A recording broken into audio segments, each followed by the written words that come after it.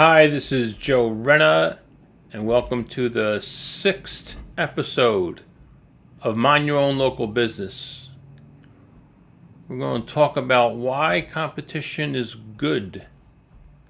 But before we get started, I want to show you something I got in the mail. Last episode, I juggled 3 tennis balls, and they represented 3 elements of business that you had to keep in the air to start growing. And someone wanted to add to that list of elements, and they mailed me a tennis ball that said "And Jesus." So now I'm going to practice juggling 4 tennis balls. And when I achieve that, I'm going to show you on the next show. So this episode, we're going to talk about competition. And of course, if it oversaturates the market and there's not enough business to go around, it's not a good thing. But for the most part, we're going to talk about local business and how your competition can help you. No one could accommodate 100% of the marketplace. So you're carving out your section of that marketplace for your business. So you want to appeal to that segment of the marketplace in a way that your competition can't. And that could be a number of things. And sometimes your competition defines it for you. You could sell price, quality, brand name, convenience, etc. And whatever that is, and whatever makes you unique to attract that segment of the marketplace is how you want to present your business and define it. This is a highly customized aspect of your marketing plan. One that you have to give a little thought to and a little research, but it makes a big difference. In this EEEkanomics segment of our show, we're going to explore a controversy in publishing that's been brewing for a couple of decades, and that is the publish of legal notices. Yikes. The antiquated mandate of putting legal notices in local newspapers has been a political football for years and years. And this year it came to a head. Every year there'll be rumblings of doing away with it, but no politician would ever go on the side of canceling the mandate because it would be political suicide.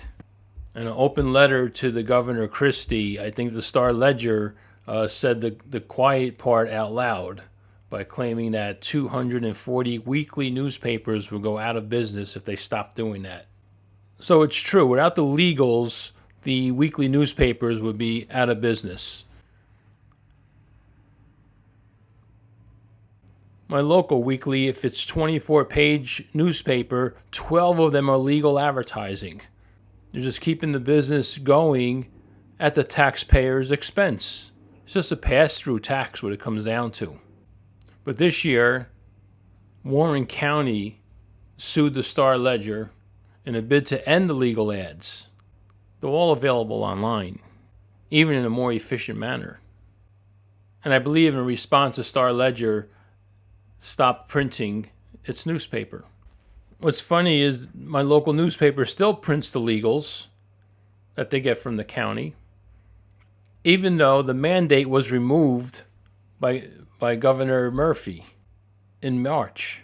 The secret that's not talked about is for many years, the criteria for the mandate wasn't being met by the publishers. And this went on for decades until Warren County did something about it. Another reason it wasn't done, and more nefarious, is that there was an unwritten quid pro quo that the government would say, if you print our press releases, we will give you the legals. So basically they're campaigning on a taxpayer's dime. In this Watch Your Linquine segment, we're going to stick to the publishing theme of the show and talk about distribution and circulation. So distribution is the process that we deliver our newspapers. Renna Media, we mail our newspapers out to every home and business in town. That's the way we distribute them. We mail out 206,000 newspapers. That's our circulation. How many papers are printed?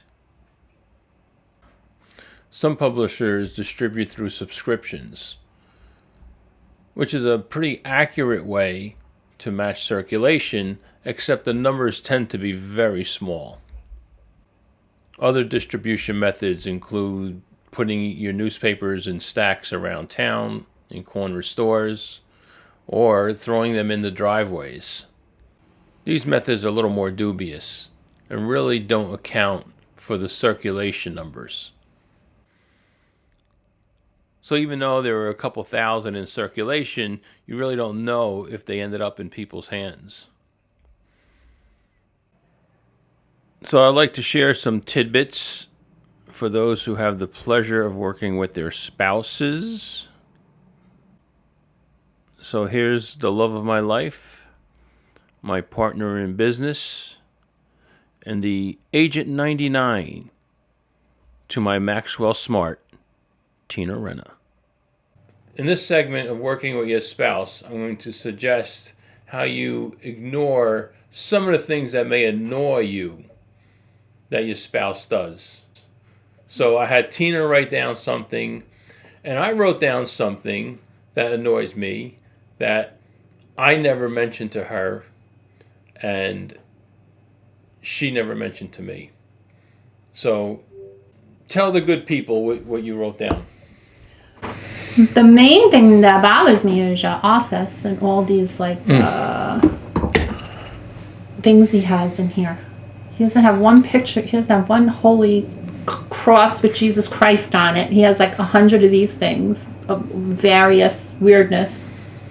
That's art. It's artwork. It's sculptures. So is Jesus Christ on the cross. Well, and the sweet nun had given him a picture of a statue of the Blessed Mother. And I found it in the garage facing the wall. I'm worried about his soul. That's one thing. I could go on. This is totally not the assignment. I told you to give me a little something that I do that may annoy you. Oh, I'll stop you right there. You think you're the boss of me. All right, listen. And you are not. Hold. You don't get to control This is my show. I say. It's my show. It's your show. Then do it by yourself. No, I have other things to do. This is our last segment. Anyway, a little something annoying. You attack the essence of my being. I can't ever do this again. Oh no. Here's what I wrote down. The essence of your being is these idolatry. Art. Oh, Don't. Please, can I show one more thing? No, one more thing. They want to see it. No, don't. Grab it so I don't hit anything. No, I insist. Oh, you're gonna break everything. I wish. Feel like it's so wonderful. Look at this. What he has in this room. This beautiful, pretty naked. Not naked. It's a mermaid. There's no genitalia. I'm telling you, that's one of 4 dozen things that are here. All right, listen. I don't. So anyway, Boys. It would frighten children to be in this room. All right, listen. Here's what I did. Here's what I wrote.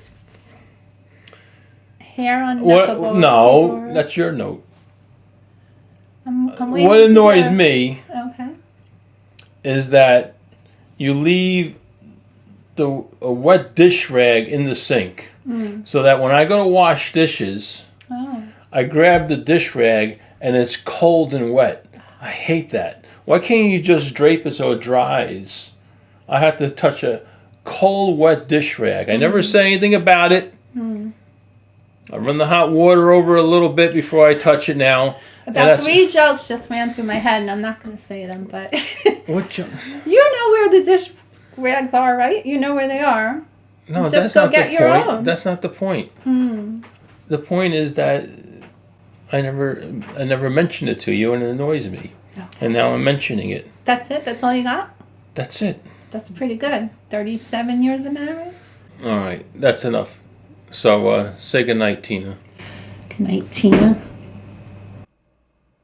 This segment is called One More Thing. It's just random thoughts I may have. The saying was made famous by TV detective Columbo, played by Peter Falk. Anyway, this observation of human nature gets to me. And it's why socialism will never work. Because people are selfish, self-serving, and self-centered. Very little consideration for other people. So whenever you have an idea or a good plan and you inject human nature into that plan, it falls apart. So in the last snowfall, I just observed what people did around town. And if you look at this picture, you'll see people shoveling their own cars out of spots. But they put the most minimal effort into it, even for themselves. They shoveled just enough to get their car out. It would take another minute to shovel the entire area. And the cars adjacent to each other don't want to shovel the common snow between their cars. Now when they come back to that parking space after a day's work, they want their spot because they're the ones who shoveled it. And they put things like chairs and sofas and garbage cans, wherever they can find to save that spot for them, even though it's a public street. People call the police on their neighbors for taking their spot. And what's funny is the Elizabeth police have no patience for that. They actually write a summons to the person who called. This is a photo the Elizabeth Police Department took of someone who put a teddy bear to save their spot. So the lesson to be learned is if you are compassionate or generous, do not expect others to be the same. It's a sad statement, but true. I'd like to end the show on a high note and feature some music. This is the Elizabeth Marching Band from 1991 in the Columbus Day Parade with Key West Mayor Captain Tony Terracina as Grand Marshal. Enjoy.